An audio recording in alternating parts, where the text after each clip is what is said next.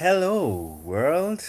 This is Rex Arthur, the LGBT channel that discusses LGBTQ issues with an LGBTQ, a humanistic approach and an LGBTQ perspective. And today we are going to discuss merging faith and fact, or merging religion and science, the LGBTQ way. And I'm putting this up because of where I am. It's going to be in another playlist. I will call it Rex Arthur's Journey of Merging Faith and Science. The reason why I'm doing that is as I've said, I've changed my tack or tactic. In the past, when I was in my social media activism, LGBTQ social media activism, I started out as an atheist properly when I came out, and of course, even when I was still in the church, I I was in the closet. In the closet, I had internal homophobia, and so it didn't even cross my mind to even think about whether we should legalize or decriminalize homosexuality. And so until when I got into school and I studied, that's now undergraduate, I got to understand, no, it's very important to give human rights to everybody, irrespective of their sexual orientation. And I realized that when I got to know my sexual orientation, who I am sexually, that is when I decided to take a stand and stand up for my rights. Bob Marley sang it so well. Get up, stand up. Stand up for your rights. And I did that. And when I did that, I was still in the spirituality and Christianity especially. But I was so confused because I used to wonder, why do Christians hate gay people? Most Christians, not all of them, when God has created them like that. Because you see, homosexuality is so natural. You feel it.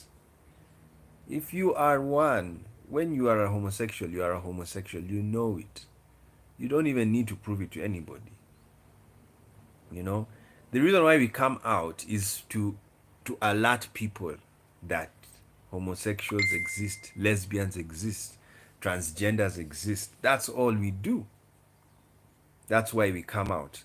But in essence, there's really, in the end, this coming out phase is a phase in the whole of humanity. And the moment the whole world, homophobia disappears from the whole world, believe you me, there'll be no need to come out. You'll just say you're gay, and people say, "Wow, okay, that's nice." It's like saying, "I'm American, I'm Russian, I'm Nigerian." You know, people will just they don't really hold any hate or grudge towards you. But when you say I'm gay, some people, oh my god, you're gay. You know, it's that shock. It's because people have not the closet life has been so common, and being gay has been so hated on, that if you tell people you're one, people get angry. Some people hate you. Some people now can't serve you.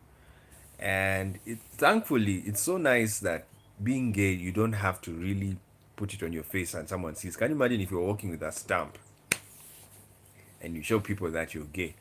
I mean, already someone would discriminate against you. This is why racism is worse than homophobia, in the sense that racism is just based by what you see. You just see somebody is black, and you become discriminatory.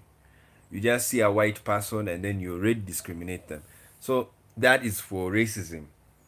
But homophobia, you have to you have to find out what his sexual orientation is. So if that person tells you that actually I'm gay, and then now you start, oh, you're gay, good. Now I'm going to discriminate against you. That's how the discrimination begins. And it's for many different phobias are or different discriminatory systems are based on the differences of the identity.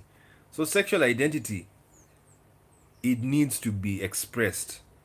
That's why we come out of the closet. It's because it's not that you can't stay in, but it is to make people aware that these people exist, that we LGBTQ persons exist. And so when you know they exist, you now learn to tolerate them. And that's where we are. And people are, of course, some people are not tolerating each other, and it's, you can't blame them. It's because of the lack of education.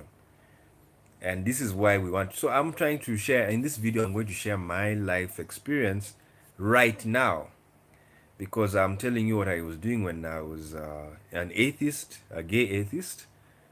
I focused very much on the gay issue in the beginning. That's around 2011 going on.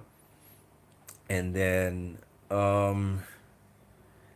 after that, of course, I left church. I was a very churchy person before, but I left church because I couldn't reconcile the fact that there's a God who hates me. It didn't make sense, because for me, God should love me irrespective of my sexual orientation. That's the God I worship. Even now that I came back to the faith spaces, I came back with, I didn't leave my sexual orientation. I didn't leave it. I have it with me, and I have it with my faith, because I believe that God loves me, and He loves everybody, even the LGBTQ person. Now, but I also understand atheists. Even He loves atheists. I mean, I don't have a picture of a God who is mean. You know, some people have the picture of God they have is based from their experience. And some people, if you grew up with a parent that is very authoritarian, 80% you are going to have, you, when you create a belief of who God is, you're going to have a God who is authoritarian. If you have a parent who is very liberal and kind and not really disturbing you when you do your things, you are going to have a God, you will believe in a God that is liberal and kind. You see? Why? Because the whole issue of religion, and this is what is going to be a very interesting video, because you need to understand religion and spirituality. Have you noticed religion uses terms that already exist, like calling God a father or calling God a mother, because even God is called a mother. Jesus called himself a hen, and a hen is a female fowl, and he called himself a hen, and so that means he's calling himself a mother. So what does that mean? It means religion uses things that already exist to explain heavenly things. Even as Jesus said it, you use the natural things, the earthly things, the tangible things. So now, because of that, people understand religion using tangible things. So please understand that. That's why people's religious experiences are different. It is because they have different tangible experiences. So as I've told you, when you read the Bible, they say God is a father, they say God is a king, they say God is a shepherd, they say God is a Lord, they say God is a master. They all these terms They are earthly terms. When you tell a child who is 2 years old that God is a shepherd, the child doesn't know what a shepherd is. But when they grow up, they will now realize what a shepherd is. Then they'll say, oh, a shepherd takes care of sheep. So if God is a shepherd, it means God takes care of me. And therefore I'm a sheep. So you see, religion is basically the using science. Because science, what is the science it's using? Language. Language is a science. So it is using science to explain the world. And that's what religion does. Now, science is higher than religion. And being higher than religion, why is science higher than religion? It can be confirmed to exist. See, religion does not is not based on confirmation. Religion is based on belief, accepting. Just accept. Don't argue, just accept. And for science, it is based on see and then accept. Read it or see the experiment, do the experiment and then accept. But the beauty about science is even if you don't accept, as long as you've seen it happen, it has happened. It's factual. You see, that is it. Now, it can be very philosophical, this video. I don't want it to be so philosophical. I want to really stay on earth with it. So what I'm trying to say is that people, there's a struggle of faith and fact in the lives of very many people, especially if you're in the LGBT community. And I want to take time, just a little few minutes, just to share how you can deal with that. Now, what you need to understand is that when you are children, people feed information into you. The best stage of receiver, being a receiver, mental receiver, is the early childhood. Because at that time, you are born tabula rasa, meaning your blank mind. Your brain is blank. Have you seen a fridge? You bought a fridge and you've bought a new fridge. It has nothing inside. No food, nothing. That's how children are born. They are born empty. Nothing. No data. Now, what happens is the child uses his senses to add data in their system. And the parents or whoever takes care of the children adds the data into the children's system or in the children's brain, which is the fridge. So you've bought a new fridge and then now you put food, you put the bread, you put the meat, you put water, you put drinks in there so that they get chilled. So that's how you're adding data into the fridge. So now when the child is growing up, you teach him, this is how you speak. This is how you say hello, hello. And they, because a child does not know what hello is until he hears it. Yeah? You tell him hello. The moment he has had hello, there is something that happens in the brain. It is called retaining, memory. So I've had hello. Then when you repeat it again, hello, the memory will say, we already have that word. So there's something you're supposed to do. Say hello again. And then you teach the child to answer questions. What is your name? So the brain has been trained. When I hear what is your name, I must give my name.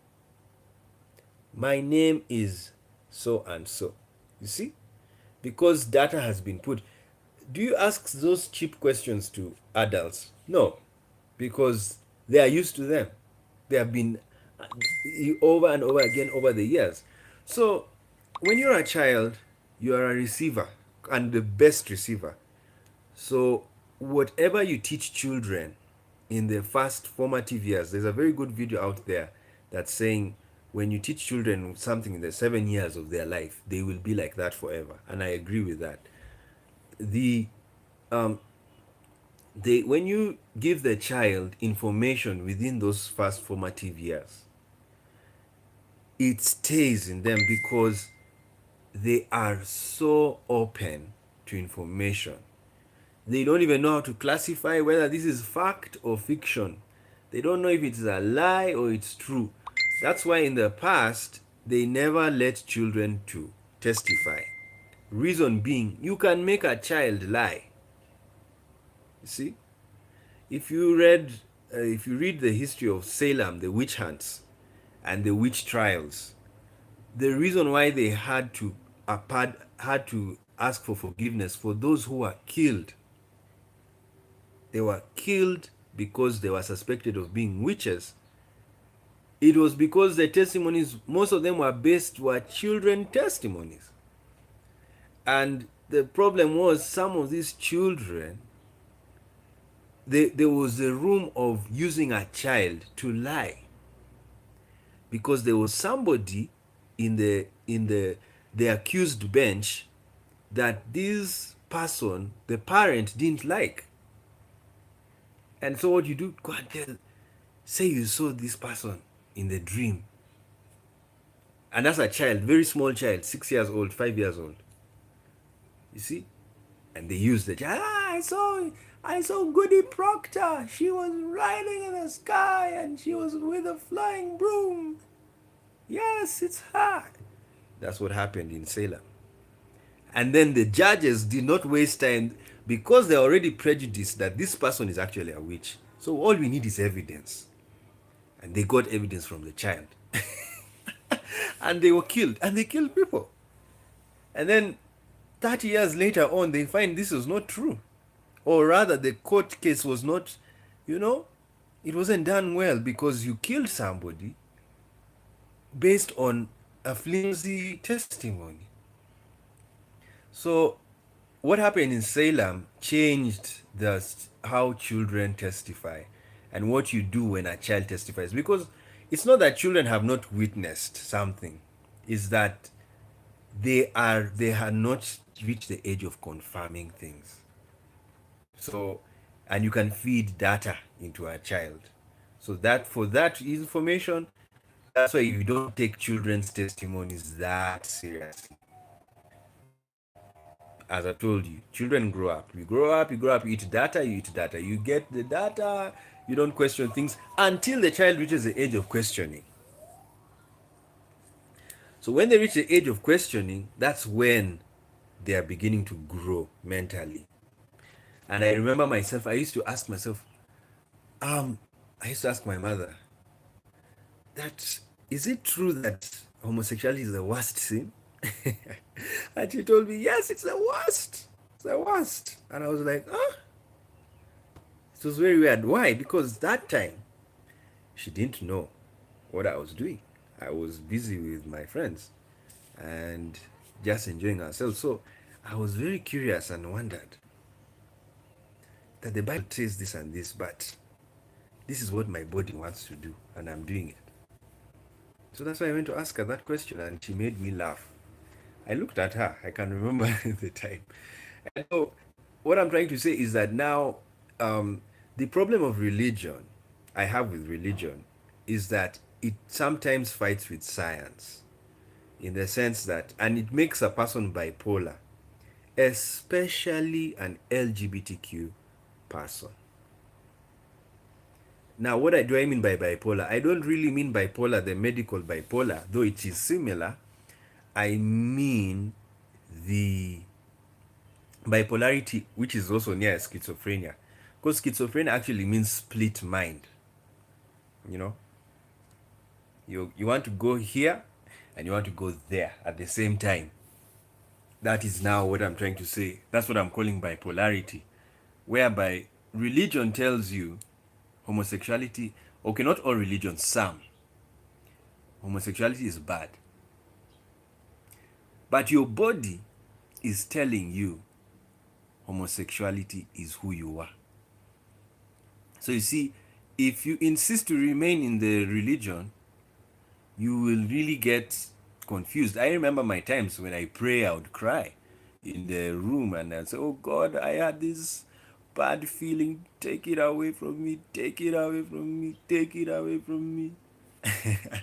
And because I didn't understand that this is science, that my feelings were just, I'm gay. It was the puberty. But I was sticking to the Bible, what the Bible says, rather than what my body says. And even if you read Christianity, it talks about that battle. Paul in the Bible talks about the law in my members and the law of the mind. So for him, the law of the mind was the Bible. But the law of the members was what the body wants to do.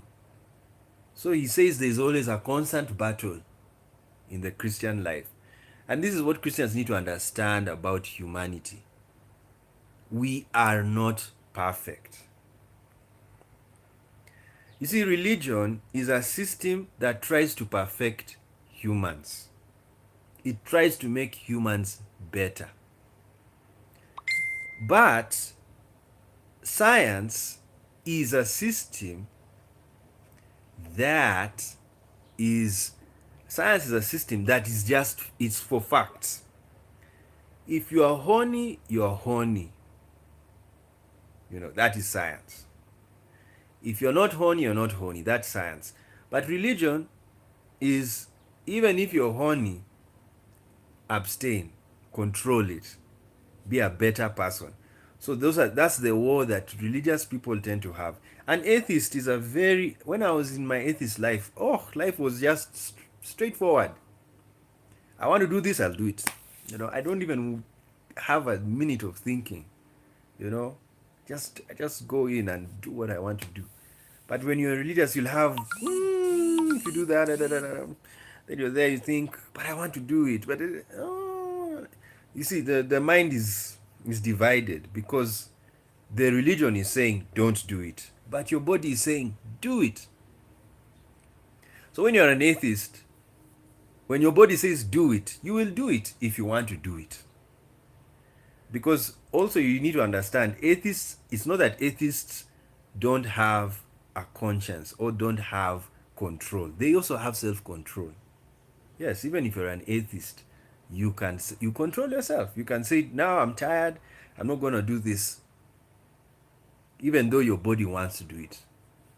Yes. So what does that mean? It doesn't take religion to be good.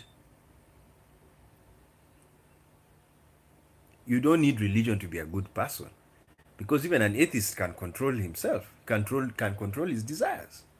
So if that is true, then religion is just something you can choose to have. And some people don't have religion and they are doing very well. They are very kind. They help people around. Other people have religion and they are not kind, and they make a lot of mistakes. They offend people. They do what? They are everywhere. Yeah, and they are religious. You'll see them very serious in church. What does that mean? That it is, you don't need religion to make you a better person. You can be a better person by your own, without any God. And so that's how it is. Now, so I was telling you about the bipolarity, and this is where we're going to finish the video. Now, in this bipolarity, people are, especially if you are very serious in religion. I have noticed something in Africa. In Africa, Africans are not that as booky in religion. Booky meaning you've read the Bible. I found, especially me, I was the one who read the Bible. I've read it. So, and so the problem of that is that you have a lot of data. Yeah, because we are programming animals. We are animals that program ourselves. All animals in the world, they are always programming themselves. But the ones who do the highest programming is a human being. because we even write. You see, humans had a choice not to write. There are some cultures which have no text at all. Does that make them less human? No. It's just that they don't value writing as a system of saving information, because data is information, and there is visual data, there is non-visual data, there is audio data, there are diversity of data, and so some of us, we store it through writing, recording. Like what I'm doing, I'm recording this video. It is for data purposes, for data storage, so that someone can go back and find out what I've said. This is why these days people in school, schools are going to become YouTube centers, whereby you just tell the students, I want you to go and watch this video. I already gave the lecture on the atom, so go and watch this video number 2. It's there on YouTube, and all the students go and watch the video, and then you don't need to teach. You just give them an exam, and you'll find out who watched the video of the atom, and you're done. That's what has happened. That's what the internet has done to us. It has revolutionized everything. Everything. There's even teaching. Teaching is now online, YouTube. And as I've told you, unlike the past, whereby if I'm a lecturer, like what I'm doing now, lecturing and telling people things, if I was doing this in a physical university, it means next year this time I'll have to say the same things. But thanks to YouTube, all I need to do is just do one video on that topic and keep it there. And then next year I'll just tell people, go back to that video, I said it.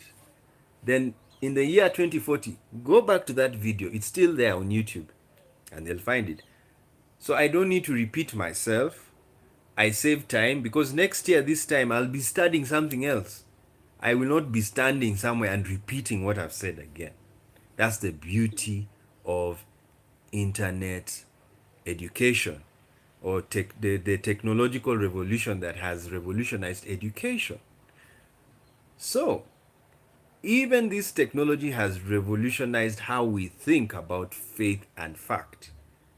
And as I've told you, the problem we face, especially LGBTQ persons who want to have faith, and we are trying to have faith in a homophobic faith, is that we are always divided. But now I want to end the video helping you how to kill that division. Number one, you need to understand what is above the other. Fact supersedes belief. Evidence supersedes belief. Now, there's something Paul said in the Bible that is very interesting. He said faith is the substance of things hoped for, and the evidence of things not seen. So what does this mean? Faith is evidence. Faith is, according to Paul, faith is evidence. Very important. But evidence, what type of evidence? Evidence of things not seen. Meaning, faith is hope. Yes, faith is just hope. You know what hope is? Hope is a future object. It's a future belief. I hope I will get there. So what does that mean? Right now, I'm not there, but I hope I get there. You see, and when you read that chapter, I'm sorry I'm not sounding theological, but anyway, this is about spirituality, so I'll have to sound like that. When you read the chapter where Paul talks about faith, he's giving the examples of people who had faith and didn't even get what they were promised. It's like someone saying, I'm going to give you $1 million. And I say what? Yes, I know you will. You'll give it to me. You'll give it to me. Then tomorrow, I'm going to give you $1 million. You wait and see. And the person says, yes, yes, I believe you. I have faith in you. That's what faith is. You accept a statement that has not happened. It's going to happen, or it is said to is going to happen. Now, fact is not in the future. Science is based on this present and the past. Now, when I do this, 2 fingers, it's a fact. These are 2 fingers. You see, this is not in the future. That in the future, these will be 2 fingers. No, I've just done this now. It's a fact. Rex Arthur has raised 2 fingers. It's a fact. That's what a fact is. But faith is more futuristic. It's like, I'll get $1 million. That guy is going to give me that $1 million. And you're just there. I'm going to get that $1 million. And that's what keeps you going. Hope. That's what faith is all about. Faith is not about now. And it's not about now at all. Even if it is now, like the people who got healed in the time of Jesus, they were sick that time. That minute they were sick. That minute, in the now, they were sick. That's the fact. But their faith was, I'll get well when I touch him.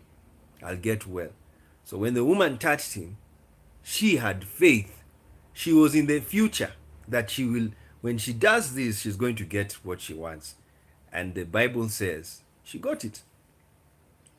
But you have to see the difference between faith and fact. Faith is futuristic. It is not present. But fact is present. So I am for, please stay in the present. Yes, stay in the present. Even if you want to have faith, like LGBTQ persons, I don't attack anyone who wants to have faith. Have it, but to help you out to deal with the homophobia, stick to fact first, because fact has already dealt with the present. So what is it factually? You are gay. You are a bisexual. You are transgender. That's a fact. It's a fact. Fact. Accept it. Now, when you bring in faith, you now hope, okay, this is who I am.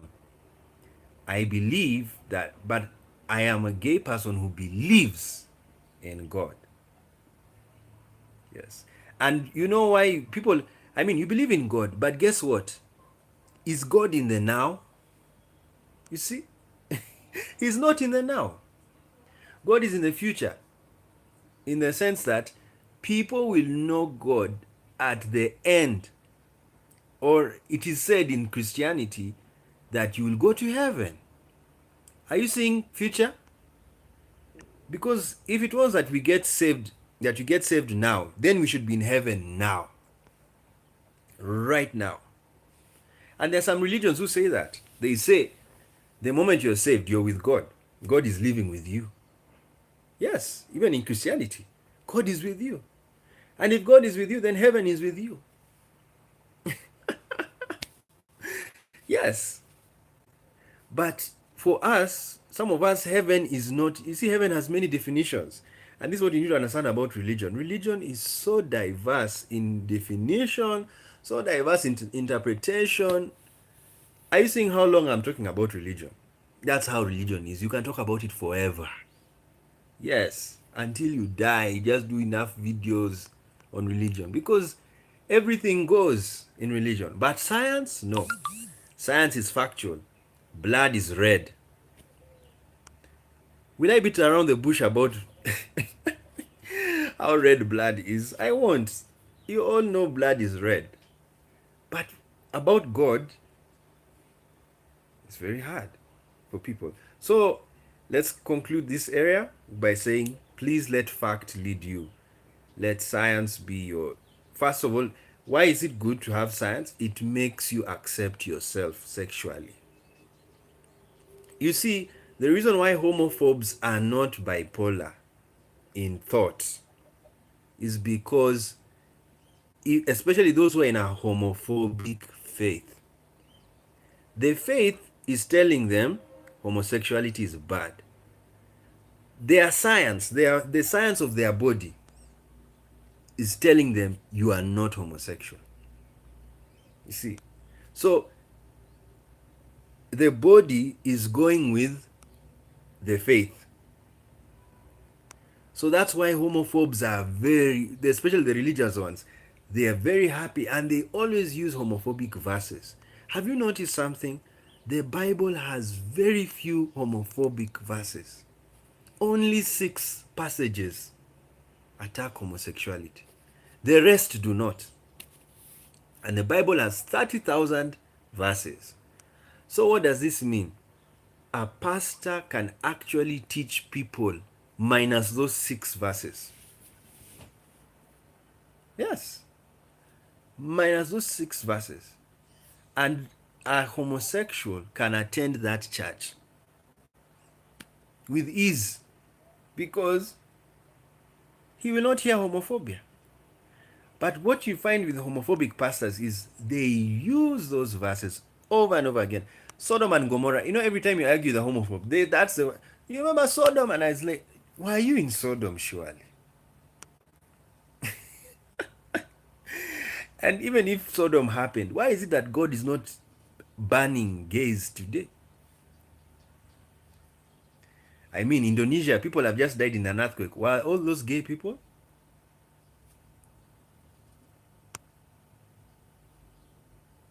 You see? It's just it's just people don't sit down and read and study. So please let fact lead you. And even though you want to have faith and you have faith, let fact lead you. Don't let faith supersede. Because why I'm saying that is that faith needs to be evidential. Yeah. If there's no evidence, don't stick to it. Or just keep it, but stick to fact. So fact has already told you who you are, live who you are, build your life around who you are. Even when you have faith and you build your life around that person. Because as I've told you, atheists don't have faith in a God, but they live well. So you don't need religion to live well. It's your choice. That's why it's called freedom of worship. And therefore, if it's freedom of worship, it's also freedom of not to worship. Yes, you are free also not to worship. When you are free to worship, it also means you are free not to worship. When you are free to associate, which we'll talk about in another video, then you are also free not to associate. When you are free to express yourself like what I'm doing, I'm expressing myself, you're also free not to express yourself. You can just say, I'm not going to say anything. Yes. I cannot force you to express yourself. That's not freedom. Freedom is do what you want to do. That is freedom. So, a second thing you need to do, as I've told you, we are programming beings. So, we are always programming ourselves. And sometimes there's active programming and there's a passive programming. Now, passive programming is whereby you just live life and whatever you see just comes in, whatever you listen to just enters, whatever you touch, you feel it, you sense it, whatever you eat, all of that is programming. What do you mean by programming? It's a computer language whereby you give the body instructions. The computer programming, you feed instructions into the computer so that it can do certain functions. Now, we are programmed bodies in the sense that we can taste. You see, the job of my tongue, the instruction the tongue has is taste and lick and do anything you want with the tongue that the tongue can do. The instruction that my nose has is smell. But I can do anything with it. Yes, because I can even program my nose to be, you go and rub. Have you done that when you are having fun with your partner? You just play around with the nose and you just, I mean, where is it written that the work of the nose is only to smell? No. Can do anything. Even the feet, you can play. Every part of the body can be used for anything. You want it, what you can do with it. You see? That's all that matters. But basically, the body, when it's created or when it's created in the womb, it is wired. It's already wired. It already has a program. But as I've told you, that it is not specific. You see, President Museveni of Uganda made a mistake when he said that the mouth was made for eating. He believes in natural programming, that it's only made for eating. But that's not what it is. The mouth is one of the ways food can enter. Do you know you can eat without eating from the mouth? They intravenous. There are people who are so sick they can't open their mouth, so they are fed through the intravenous means. So, are they wrong not to use the mouth? You see, that's where he made a mistake. This mouth is free; it can do anything it wants to do, or what you want it to do.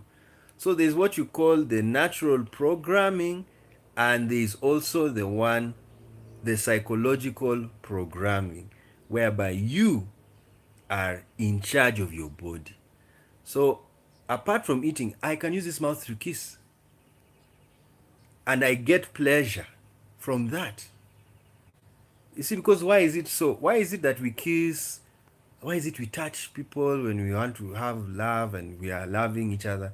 It's because the skin is the sexual organ. The largest sexual organ in the body is the skin.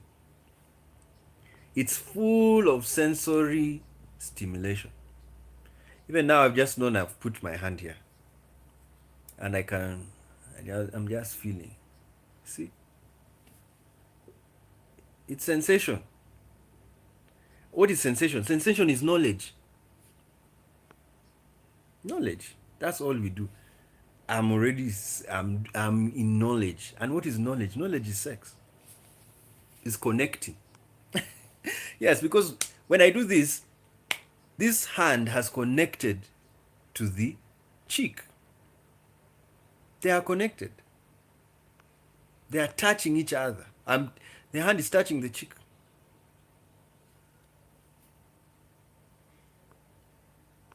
I'm talking.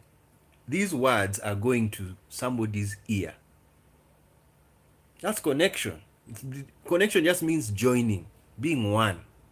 And that's the beauty of the world as we go into philosophy that way. So what I'm trying to say is that you see the ears, the what, everything, even the vagina, now he's Museveni, back to Museveni, when he said that, he was trying to say even anus is not used for no, the anus is also a hole. So when you have a hole, anything can enter there. Yes, even here, this is a hole. Do you know how many things can enter? Even water. You just put water inside the hole. And it's very soothing. Try it out. Oil. Just put it here. Very soothing. You see? Penetration. So the holes in your body can be penetrated.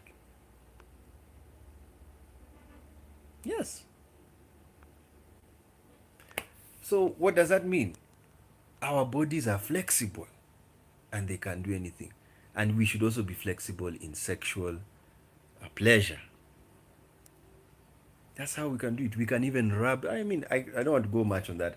I was focusing on faith and fact. Now, I've already told you. So, how do you program? We are always programming ourselves. And the reason why I'm speaking with English, I received English, the program language. One of the data entries in my body, in my brain, is English. And I learned the rules, everything. We are all robots. We are just natural robots. Even animals are robots. They are robots. Do you know there are some animals that can be domesticated? Other animals cannot be domesticated. It's a fact. That's the beauty. Yes, some animals you can't domesticate. They'll even kill you in the process of domesticating them. Can you domesticate a scorpion? You see? So, people, domestication is also a type of programming. We are programming animals and we are programmers. And that's the beauty of life. We are programming and programmed. Are you seeing how we are a very sexy universe because we are always connecting and being connected? You're always receiving and giving. It doesn't need to be a man or a woman. We are all receivers and we are all givers. So that's why we are now higher. We're in the sexual singularity where the world is literally united. And that's why I'm saying right now the world is LGBTQIAAP, because the straight people who are homophobes, the only stage they need to pass is to become an ally. That's it. Once a straight person says, I understand gay people exist, he has become an ally. He doesn't have to be gay to support gays. No. Just says, I understand gay people exist. If they want to do what they want to do, let them do it. We will not interfere. That's an ally. And he has entered the world because the world is LGBTQIAAP. So the only people who are outside are the homophobes. Those who are saying there is no one who is a lesbian. That is a mad person. There is no one who is gay. That is a mad person talking. Yes, it's mad because they exist. They don't. Must they come and show you that they are lesbian? That's all I have to show you. She's lesbian. Yeah, they exist. Anyway, that's now what I'm saying. So how do you continue self-programming yourself? There's a passive programming and the active programming. Active programming is whereby you read books, you watch videos, you listen to music, you do many things. Whatever you do actively, feeding information to yourself, even having sex. Yes, it's very good because the more you have sex, the more you become good in it. Yeah. I mean, why do we teach ourselves about sex? Are you seeing? I have a playlist called Gay Sexology. Why did I put it there? It's because it is to make us know how to do and make our partners happy. That's how you do it. You do it, you just keep on, you learn because we are higher animals. Animals do not go for classes. How to be a better hyena, how to be a better elephant. They don't even know what school is. For them, life is just live life. I'm an elephant, do what elephants do. They don't even know they're elephants. Can you imagine? They just live life. But for we know. We know who we are. We are so cognitive, we can even know who we are, and we can know who others are, and we can train others to be like us. That is how powerful humans are. So that's why we get better and better building. Why do we go to school to learn to learn how to build? Did you see which school did birds attend to build nests? Did you see birds gather somewhere in the corner and they were being taught the blackboard is drawn, this is how you build a nest? No. They have that knowledge in them. There are some things we know inside us, and that's what sexuality is also about. That's why you cannot attack homosexuality, because it's in. Someone is instinctively gay. Just he sees a guy and he's attracted to him. She sees a lady and she's attracted to her. Yeah. It's because it's instinctive knowledge. It is not you are born with it. Thank you, Lady Gaga. Forever will be telling her thank you. Yes, born this way. Yeah. Born this way. When you're born, there's some knowledge you're already born with. You see, the power of knowledge is that our body, genes, hormones, they are instructions. That's what I said. There's the natural programming that comes about because of who you are when you were born, or the chromosomal um, uh, um, mixture that happened at birth. Now, the sperm is data, just as the egg is data. You see, they're data. And you insert the data when the sperm connects with the egg, and then it forms a zygote. And there's a lot of data in that DNA that is formed there. And that DNA already has instructions that makes you feel that this is who you are sexually. And that's why gay people, they are natural. Lesbians are natural. Transgenders are natural. Bisexuals are natural. Intersex are even too natural. Yes, because they have it. They show it. Their body parts show it. So it's beautiful, and so that's what I'm saying. Continue, do active programming, and especially in lines of science. Go and read science books, watch science videos. They improve your knowledge about life. It makes you more factual than fictional. Fiction is good for its time, but it's good to be factual so that you can, when you're factual, you will know fiction. You see, I think that's why sometimes have you noticed when you know that movies use movie tricks, there's a way you stop watching them, especially if they are fictional movies. It's because they are so, what is happening, that this guy, there's a stuntman who is doing this.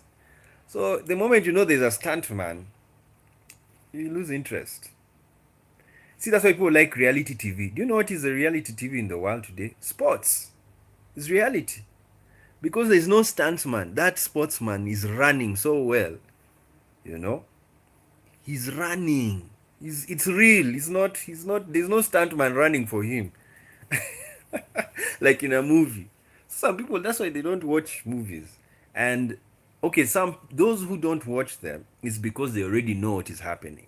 So when you're factual, you can spot fiction. But when you're fictional, you cannot spot fact. When you're fictional, and that's why children are very fictional. So they are not the wisest people to depend on when to point out fact, because they are fictional. You can tell a child the sun was created by Saturn, and you'll believe it. And then the child, you can teach children, say the sun was created by Saturn. The sun was created by Saturn. And then they go home and tell their mother and their parents and whatever that the sun was created by Saturn. See, that's how programming works. And you'll ask your child, when did you learn this? And they taught us. They taught us. They taught us that. That is what they said. The sun was created by Saturn. So why? Because the child cannot question. Especially there's an age of where children do not question. They have to receive. They have to receive because they have no data. They were born tabula rasa.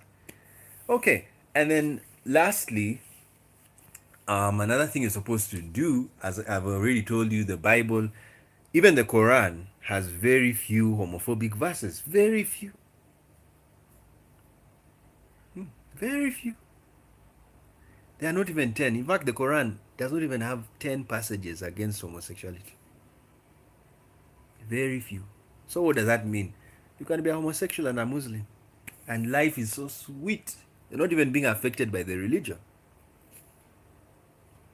That's why the Arab world, where it is mostly Islamic, they are not really coming up to the gay, to the gay LGBTQ coming out of the closet. They are not really so active in it. Reason being, they are okay with life. They are happy being in the closet. Yes, for them, they're happy being in the closet. Because you can't tell me there is no homosexuality in Saudi Arabia, even if they have a law against it. They have it. They know how to do it. Because human beings know what a human being does, what he wants to do. And especially something that is not harmful to the society. Homosexuality is not harmful to the society. It's not harmful to the society. Why? Because it is between two people who have consented to have that sex, two or more. Because you can have even a threesome. Yes.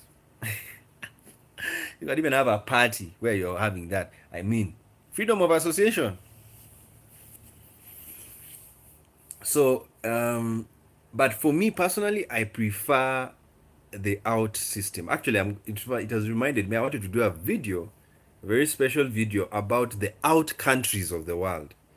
And we're going to do it. And the countries in the world that are out, they're out and proud. They're LGBTQ. Every country that has legalized gay marriage or decriminalized gay sex is a country that is out. And we congratulate India. India is out. So we're going to do roll call in the other video where we're going to call out the countries that are out. And there are other countries that are in the closet. So we're going to deal with them later on. So basically, this is going to be a playlist that will be dealing with my journey with trying to reconcile faith with fact, that is religion and science, because religion is submissive to science. It's a fact. It is a fact. Religion is submissive to science. And I'll end here by saying, why is religion submissive to science? It's submissive to science because religion looks for science. What is science? Science is truth. That's what science is. Science is truth. Religion looks for truth.